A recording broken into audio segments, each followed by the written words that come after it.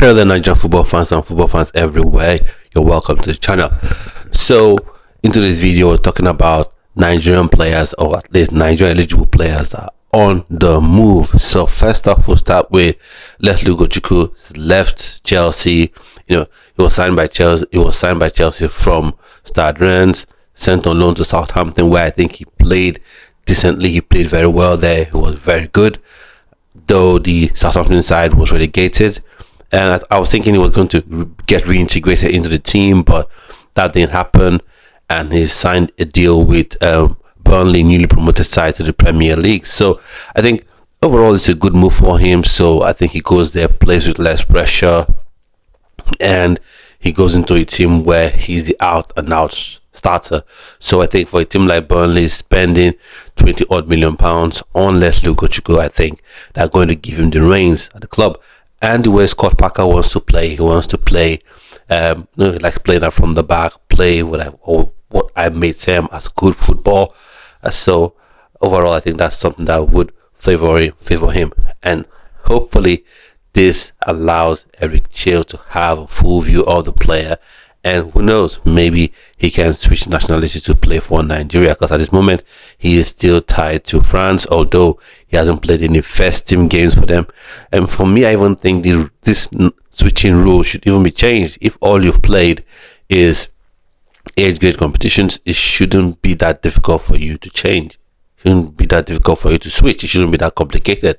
Maybe if one of those things where you've played just one game for a senior national team, then it may then become more complicated, or the process may then be a lot more rigorous in terms of players switching nationality. But overall, I think he's a very good player, very good signing for Burnley, and hopefully we can see those skills for the Nigerian Super Eagles, because the way he holds the ball, the way he distributes the ball, the composure on the ball, and his size allows him to be one of those sort of central midfielders that can drop into the defense if you have centre back pushing forward, or you have a full back pushing forward. So tactically, he would allow Scott Parker to be a bit flexible in his tactics, and hopefully he would also allow Eric Chale to be flexible in his tactics, because he's sort of midfielder, I sort of say a diamond, a diamond a dozen, because you have, especially in Nigerian context, because you have maybe Ebenezer Kinsimero, and then who else plays the ball, can play that deep line playmaker role for the Nigerian Super Eagles. When I look at it, I don't quite see anyone else apart from Lesley Ugochukwu, who is the other sort of midfielder that can pop the ball about. Uche Santos can go coast to coast, but can he be that type to sit in front of the back four and pop the ball about? I don't think so. Can he be a deep line playmaker?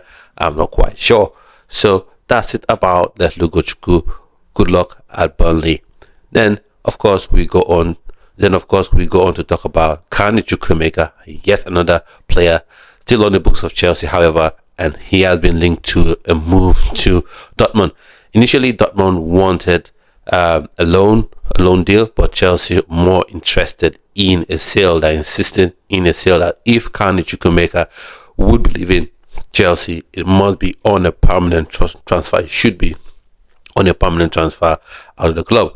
And Dortmund really loved how he played at the club, because he was initially on loan at Dortmund throughout last season. He was on loan at the club, so they were happy with how he played, how he carried himself, and that's why they wanted him on loan. But since Chelsea are insistent on a permanent sale, permanent transfer, Dortmund have revived that interest in the player, and are having negotiations with the club, with Chelsea, and Carney Chukwuemeka himself is more open to that move. So I understand why he's open to that move, because if you look at how Chelsea play at this minute, you have Cole Palmer, that is the out and out number 10, because I see Carney Chukwuemeka as a 10, or at the worst case scenario is a box to box midfielder. So when you have Cole Palmer, who's the 10, and you see the way Enzo Maresca uses him, he doesn't even bench him. No, he doesn't bench Cole Palmer for whatever reason.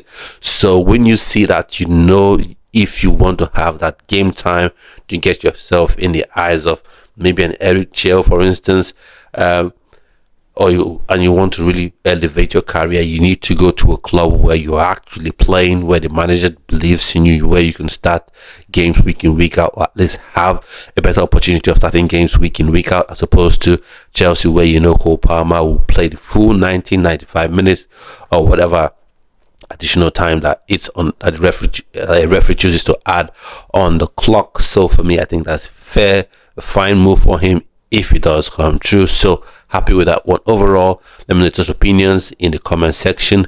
If you're new to the channel, please hit the subscribe button, hit the notification bell as well, so you're notified each time a video comes on the channel, whether it's a pre-recorded video or a live stream. Now back to discuss. So Besiktas signed Wilfred Ndidi from Leicester City, so I think that's a fine move for him as well. Made that move. A lot of people say, why don't you stay in English football? You could have stayed in English football. Yeah, that's fine. It's all well and nice, but sometimes and people may turn their noses up at the Turkish Super League, but at least it's a very competitive league as well. You're playing at the top level. You're competing for titles. You're competing for Champions League spots that you can definitely not compete for when you're in Leicester City at this point in time, because they're in the Championship. So I think it's a good move for him. He's completed medical, done his presentation. So I think that's a very, very good move for him as well. And then we've had talks about Leeds United being interested in Ugochukwu Santos. We've had Sunderland as well at some point were interested in his services. For me, I would like to see him leave Getafe, but let's see what concrete offers really come up. And then of course we have to talk about Tolu Arokodare. Tolu Arokodare, the club wants to let him go. That is Garci Genk. They want to let him go, right? And he wants to go. So in that regard, it's fine. But in terms of the clubs who are interested in him, Newcastle United were at some point interested in signing him, but nothing concrete came of it. But now that they chased Sesko and they failed getting Sesko, and now they're looking at Jackson. I don't know if they'll be able to meet the valuation that Chelsea has set for Nicholas Jackson. I think it's in and around £80 million or thereabout. Given the fact that Chelsea, obviously, you have to look at how the market is. That's how these transfers work. You look at what someone who wants to buy a player from you, what they were willing to pay for other players, and what they have been willing to pay for other players. And Newcastle United were willing to pay north of £70 million for the services of Benjamin Sesko, who, when you look at his production, is kind of on the same level with Nicholas Jackson. So I don't know if Newcastle United were willing to pay that sum for Nicholas Jackson. So if for whatever reason they are not, open to paying that sum for the transfer fee for Nicholas Jackson, maybe they come for Tolu Arokodare.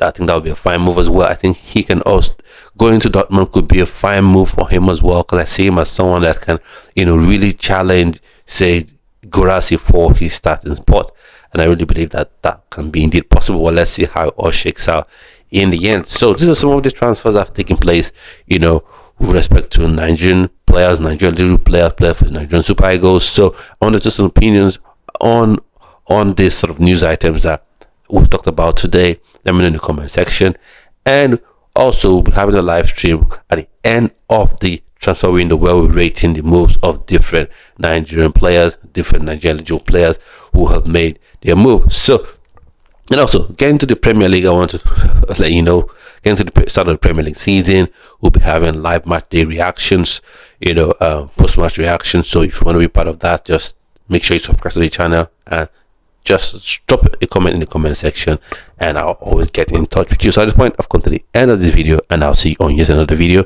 Stay well, stay blessed. Bye bye.